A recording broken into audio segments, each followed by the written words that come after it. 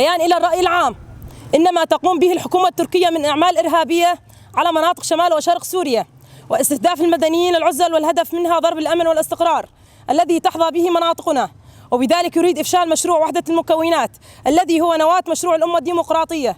وللأسف تحصل هذه الانتهاكات أمام مناظر المنظمات الحقوقية والدول الضامنة روسيا وأمريكا دون أي تنديد بهذه الممارسات اللا أخلاقية والهجوم البربري على مناطقنا الآمنة.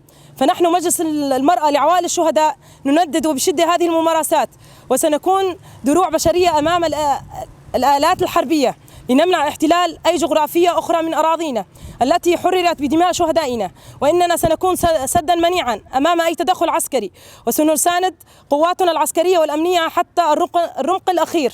وبدورنا نعزي عوائل الشهداء الذين استشهدوا في قصف الليلة الماضية، ونعاهد شهدائنا أن نكون أوفياء لدمائهم الطاهرة، فلتسقط الفاشية والقوى المتآمرة. عاشت الوحدة الوطنية، عاشت مقاومة الشعب.